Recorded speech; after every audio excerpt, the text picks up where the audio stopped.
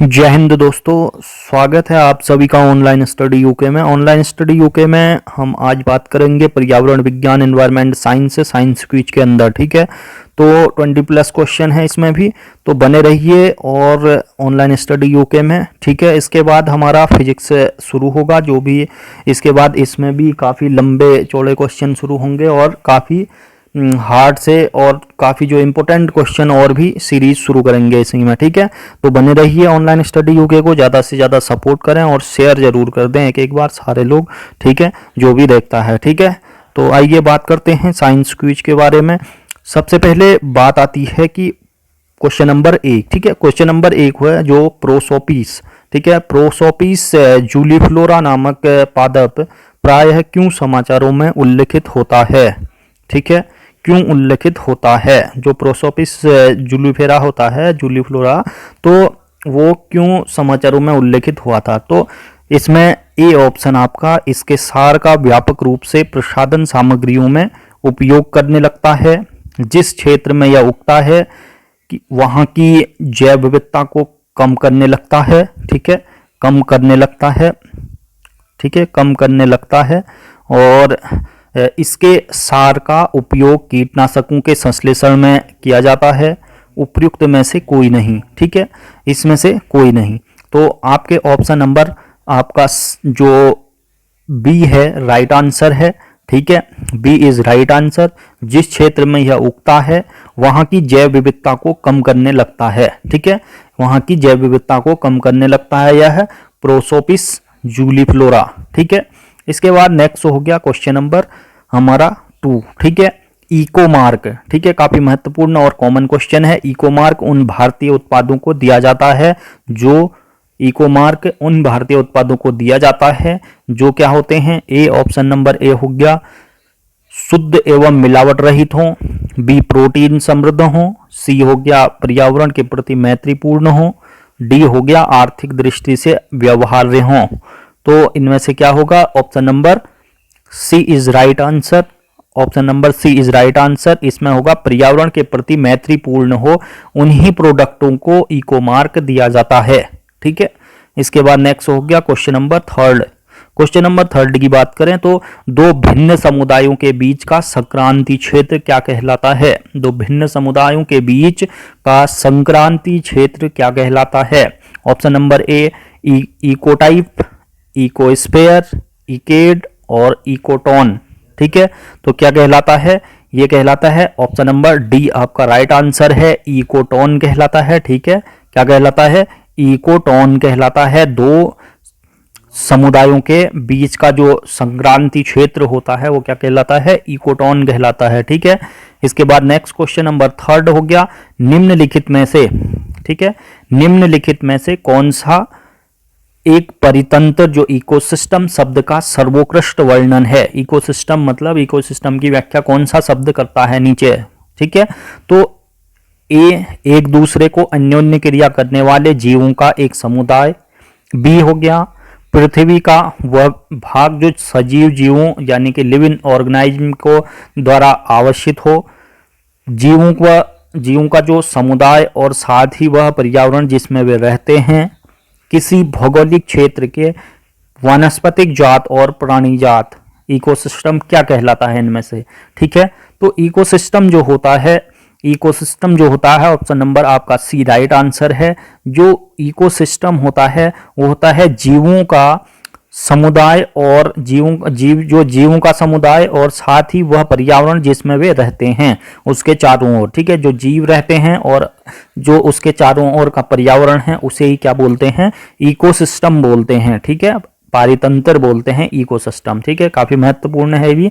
ठीक है, इसके बाद क्वेश्चन नंबर 5। क्वेश्चन नंबर 5 है प्रसिद्ध गिर वन कहाँ स्थित है? प्रसिद्ध गिर वन कहाँ स्थित है? तो गिर वन कहाँ स्थित है?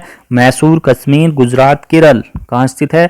ये स्थित है गुजरात में। Option number C is right answer. ये गुजरात में स्थित है गिर वन। ठीक है, गिर अभ्यारण्य एशियाई शेरों के लिए काफी प्रसिद्ध है गिर अभ्यारण्य। ठीक है, जो गुजरात में स्थित है। तो क्वेश्चन नंबर 6 हो गया जीवमंडल आरक्षित क्षेत्रों की पहली परियोजना स्कीम कौन सी थी? जीवमंडल आरक्षित क्षेत्र, भारत में जो प्रथम जीवमंडल आरक्षित क्षेत्र कौन सा था? सुंदरबन जीवमंडल आरक्षित क्षेत्र, नीलगिरी जीवमंडल आरक्षित क्षेत्र, नंदा देवी जीवमंडल आरक्षित क्षेत्र, मन्नार की खाड़ी जीवमंडल आरक्षित क्षेत्र।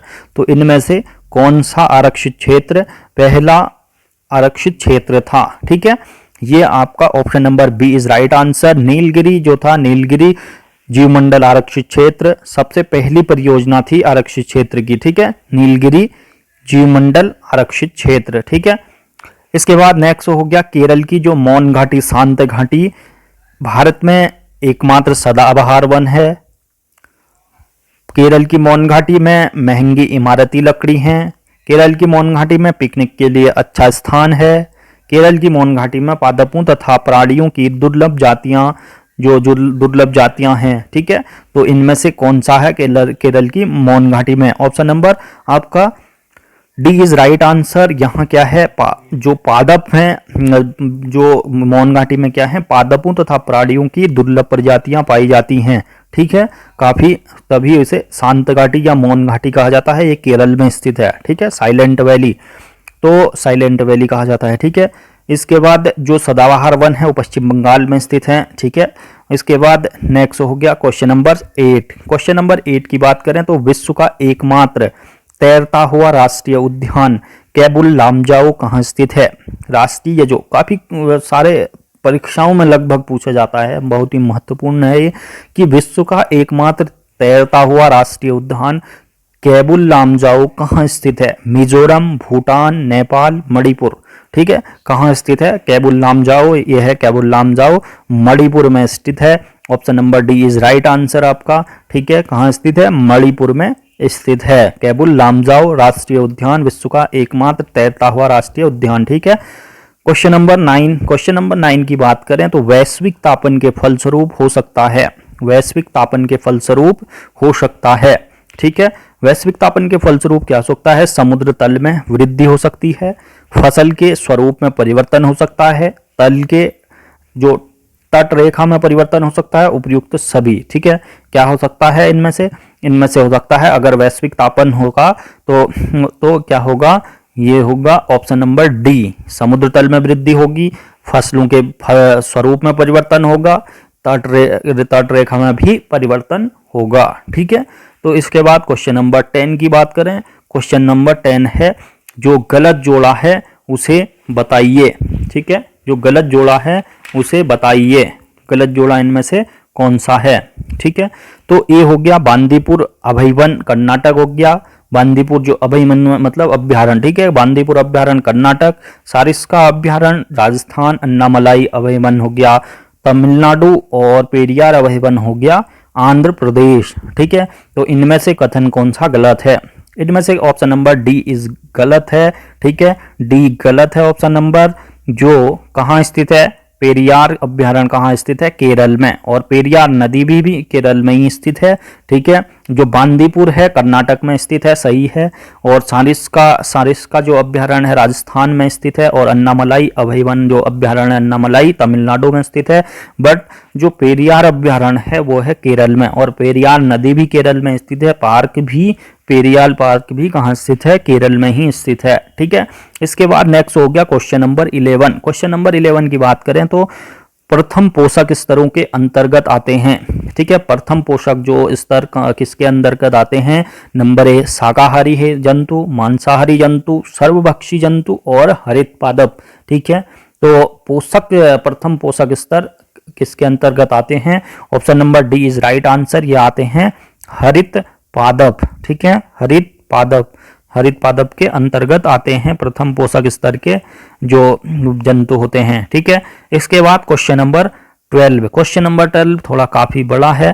तो प्रदूषण की समस्याओं का समाधान करने के संदर्भ में जैव उपचारण बायो रेमिडिएशन तकनीक का कौन से लाभ हैं? ठीक है, यह प्रकृति में घटित होने वाले जैव निम्नीकरण प्रक्रिया का ही संवर्धन कर प्रदूषण को स्वच्छ करने की तकनीक है। नंबर 2 है कैडमियम और लेड जैसी भारी धातुओं के से युक्त किसी संदूषक को सूक्ष्म जीवों के प्रयोग से जैव उपचारण द्वारा सहज ही और पूरी तरह उपचारित किया जा सकता है। जैवोत्पादन के लिए विशेषतः अभिकल्पित सूक्ष्म जीवों को सृजित करने के लिए आनुवांशिक इंजीनियरिंग जेनेटिक इंजीनियरिंग का उपयोग किया जा सकता है। तो नीचे दिए गए कूट में सही आंसर बताइए। ठीक है, 1 2 3 आपने देख लिए होंगे। तो केवल 1, केवल 2 और 3, केवल 1 और 3, केवल 1 2 3। ठीक है, तो आपने देख लिया होंगे। क्वेश्चन एक बार और देख लें। ठीक है, क्वेश्चन और देख लें। तो ये है क्वेश्चन। तो प्रदूषण की समस्याओं का समाधान करने के संदर्भ में जो जैव उपचारण होता है, बायो रेमेडिएशन तकनीक होती है, उसका लाभ क्या क्या है।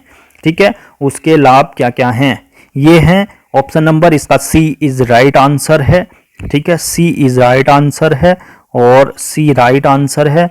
तो उसमें सी में क्या क्या थे, 1 और 3 थे। ठीक है, यह प्राकृतिक जो बायो रेमेडिएशन होता है, यह प्रकृति में घटित होने वाले जैव निम्नीकरणीय प्रक्रिया में संवर्धन कर प्रदूषण को स्वच्छ करने की तकनीक है एक तो, और जैव उपचारण के लिए विशेषता अभिकल्पित सूक्ष्मजीवों की सृजित करने के लिए आनुवांशिक इंजीनियरिंग जेनेटिक इंजीनियरिंग क्या है, जेनेटिक इंजीनियरिंग क्या है का उपयोग किया जाता है इसमें। ठीक है, तो option number C is right answer. 1 और 3 सही हैं। ठीक है, इसके बाद भी बड़ा क्वेश्चन है ये, उसके बाद फिर छोटे क्वेश्चन हैं। ठीक है, तो सवाल आधारित वो हैं क्या, सवाल आधारित जैव ईंधनों का उत्पादन संभव है, लेकिन इस उद्योग में संवर्धन में विकासशील देशों की क्या संभावित सीमाएं हैं। ठीक है, तो इसकी क्या सीमाएं हैं। ठीक है, नंबर 1 हो गया सवाल आधारित जैव ईंधनों का उत्पादन केवल समुद्रों में ही संभव है, महाद्वीपों पर नहीं। नंबर 2 हो गया सवाल आधारित जैव ईंधन उत्पादन को स्थापित करने और इंजीनियरिंग करने हेतु निर्माण पूरा होने तक उच्च स्तरीय विशेषज्ञता प्रौद्योगिकी की जरूरत होती है। ठीक है, हो गया। 3 हो गया आर्थिक रूप से व्यवहार्य के लिए बड़े पैमाने पर सुविधाओं की स्थापना की आवश्यकता होती है और जिससे पारिस्थितिकी एवं सामाजिक सरोकार उत्पन्न हो सकते हैं। नीचे दिए गए कूट के आधार पर चुनना है। ठीक है, केवल 1 2, केवल 2 3, केवल 3 और केवल 1 2 3। ठीक है, कौन से चुनने हैं, तो इन तीनों में से कौन से सही हैं। ठीक है, कौन से सही हैं। ठीक है, कौन से सही हैं, तो ऑप्शन नंबर बी हमारा राइट आंसर था। ठीक है, ऑप्शन नंबर बी हमारा राइट आंसर था। बी में हमारा कौन कौन से थे, 2 और 3। ठीक है, 2 और 3 सवाल आधारित जैव ईंधन उत्पादन को स्थापित करने और इंजीनियरिंग करने हेतु निर्माण पूरा होने तक उच्च स्तरीय विशेषज्ञता प्रौद्योगिकी की जरूरत होती है। और 3 था आर्थिक रूप से व्यवहार्य के लिए बड़े पैमाने पर सुविधाओं की स्थापना की आवश्यकता होती है जिससे पारिस्थितिक और सामाजिक सरोकार उत्पन्न हो सकते हैं। ठीक है, तो 2 और 3 हमारा राइट आंसर है। ठीक है, इसके बाद नेक्स्ट हो गया क्वेश्चन नंबर 14। ठीक है, क्वेश्चन नंबर 14। अब क्वेश्चन ठीक है, तो जैव आवर्धन से तात्पर्य है, जैव आवर्धन से तात्पर्य है, क्योंकि आजकल कूट वाले ज़्यादा क्वेश्चन पूछे जाते हैं काफ़ी। अगर पेपर अगर हार्ड बनता है तो कूट वाले क्वेश्चनों को डाला जाता है। ठीक है, तो ये ट्रेडिशन चला हुआ है, तो उसके लिए हम 1 2 4 क्वेश्चन कूट वाले जरूर डालते हैं। तो वो बड़े क्वेश्चन होते हैं। ठीक है, वो स्क्रीन में नहीं आ पाते हैं, तो उसके लिए थोड़ा वो है। ठीक है, तो जैव आवर्धन से तात्पर्य है, जैव आवर्धन से तात्पर्य हो गया ए शरीर में कैंसर कोशिकाओं का तेजी से बढ़ना। ठीक हो गया।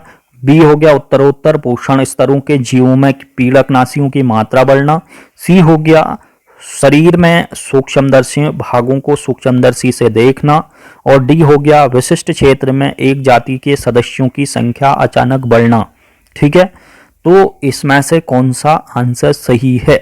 आंसर आपका बी इज राइट आंसर है। उत्तरोत्तर पोषण स्तरों के जीवों में पीड़कनाशियों की मात्रा का बढ़ना ही जैव आवर्धन कहलाता है। ठीक है, उत्तरोत्तर पोषण स्तरों के जीवों के पीड़कनाशियों की मात्रा का बढ़ना ही क्या कहलाता है, उसका आवर्धन कहलाता है, जैव आवर्धन कहलाता है।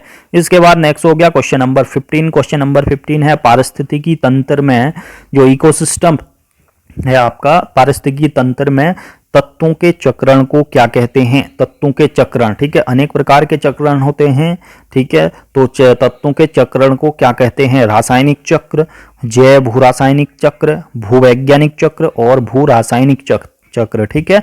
तो इसमें कौन सा चक्र कहलाता है? जैव जो पारिस्थितिकी तंत्र होता है वो कौन सा चक्र कहलाता है? कौन सा चक्रण कहलाता है? ये कहलाता है क्वेश्चन नंबर आंसर बी इसका राइट आंसर है। इसका जैव भू रासायनिक चक्र कहलाता है। पारिस्थितिक तंत्र जो कहलाता है जैव रासायनिक भू चक्र कहलाता है, ठीक है, भू रासायनिक चक्र कहलाता है, ठीक है। इसके बाद नेक्स्ट क्वेश्चन हो गया क्वेश्चन नंबर 16, जैव ऑक्सीजन डिमांड जो है, मतलब जैव ऑक्सीजन मांग यानी कि बायो ऑक्सीजन डिमांड किसके लिए एक मापदंड, मानक मापदंड है, ठीक है, बीओडी। तो रक्त में ऑक्सीजन स्तर को मापने के लिए, बी हो गया वन पारिस्थितिकी तंत्रों में ऑक्सीजन स्तरों के अभिकल्पन के लिए, सी जलीय पारिस्थितिकी तंत्र में प्रदूषण के अपमापन के लिए, डी हो गया उच्च तुंगता क्षेत्रों में ऑक्सीजन स्तरों के आकलन के लिए, ठीक है। इनमें से कौन सा ऑप्शन सही होगा? इसका ऑप्शन आपका जो बीओडी होता है वो होता है जलीय पारिस्थितिकी तंत्रों में प्रदूषण के अपमापन के लिए होता है, ठीक है। प्रदूषण बीओडी का मतलब होता है बायोलॉजिकल ऑक्सीजन डिमांड हो गया, ठीक है, बायोलॉजिकल ऑक्सीजन डिमांड बीओडी, ठीक है। Option number C is right answer आपका, ठीक है। इसके बाद नेक्स्ट हो गया क्वेश्चन नंबर 17। क्वेश्चन नंबर 17 है हमारे देश के शहरों में वायु गुणवत्ता सूचकांक जो एयर एक्यूआई होता है, एयर क्वालिटी इंडेक्स का परिकल्पन करने में साधारणतः निम्नलिखित गैसों में से किस पे विचार किया जाता है? यह काफी इंपॉर्टेंट क्वेश्चन है। आजकल वायु प्रदूषण काफी फैला हुआ है, ठीक है, काफी उच्च स्तर में चला जाता है, ठीक है। तो AQI को जो परिकलन करने में साधारणतः निम्नलिखित गैस है, कौन सी गैस है जो AQI का निर्धारण करती हैं कि AQI कम है, AQI आज ज्यादा है, कौन सी गैसें करती हैं? इसका मतलब यह है, ठीक है। ए हो गया, नंबर 1 हो गया कार्बन डाइऑक्साइड, 2 हो गया कार्बन मोनोऑक्साइड, 3 हो गया नाइट्रोजन डाइऑक्साइड हो गया, और 4 हो गया हमारा सल्फर डाइऑक्साइड, और पांचवा हो गया मीथेन। तो इनमें से कौन सा जो AQI को निर्धारित करता है, AQI की गुणवत्ता को निर्धारित करता है, खराब गुणवत्ता है या अच्छी गुणवत्ता है, ठीक है, इन पांचों में से कौन सा निर्धारित करता है? तो नीचे कूट में देना है, ठीक है, केवल 1 2 3, केवल 2 3 4, केवल 1 4 5 और केवल 1 2 3 4 5 सभी, ठीक है।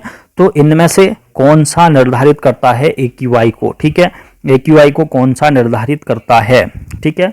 तो आपका ऑप्शन नंबर क्या ठीक है? ऑप्शन नंबर आपका बी इज राइट आंसर है। 2 3 और 4, ठीक है, 2 यानी कि कार्बन मोनोऑक्साइड, और 3 हो गया आपका नाइट्रोजन डाइऑक्साइड, और 4 हो गया सल्फर डाइऑक्साइड। ये 2 3 4 क्या है? AQI का निर्धारण करते हैं, एयर क्वालिटी इंडेक्स की गुणवत्ता का, जो क्वालिटी का एयर क्वालिटी का निर्धारण करते हैं, परिकलन करते हैं, ठीक है। कौन कौन से? कार्बन मोनोऑक्साइड, नाइट्रोजन डाइऑक्साइड और सल्फर डाइऑक्साइड हो गया, ठीक है। इसके बाद क्वेश्चन नंबर 18। क्वेश्चन नंबर 18 की बात करें तो जैव विविधता के कम होने का मुख्य कारण, जैव विविधता के कम होने का मुख्य कारण क्या है? वो आवासीय प्रदूषण, विदेशी प्रजातियों का प्रवेश, अत्यधिक दोहन, आवासीय विनाश, ठीक है। Option number D is right answer है आपका। आवासीय जो विनाश है जैव विविधता के कम होने का प्रमुख कारण है। इसके बाद क्योंकि जंगल वगैरह काट दिए जाते हैं तो उनके आवास कम हो गए, तो यही एक इकोसिस्टम जो जैव विविधता है वो उसकी जो वो है तो वो कम हो जाती है, ठीक है। भारत में जैव विविधता के ताप स्थल हॉट स्पॉट हैं, ठीक है। भारत में जैव विविधता के हॉट स्पॉट कौन से हैं? वो हैं ए हो गया हिमालय व पूर्वी घाट, पश्चिमी हिमालय व सुंदरबन, पूर्वी हिमालय व पश्चिमी घाट, और ऑप्शन डी है पूर्वी हिमालय व शांत घाटी, ठीक है। कौन से हैं? आपका option number C is right answer है। पूर्वी हिमालय और जो पश्चिमी घाट है वो हैं भारत में जैव विविधता के हॉटस्पॉट यानी कि ताप स्थल हैं, ठीक है। इसके बाद नेक्स्ट हो गया क्वेश्चन नंबर 20, रामसर अभिसमय जो रामसर अभिसमय कन्वेंशन हुई थी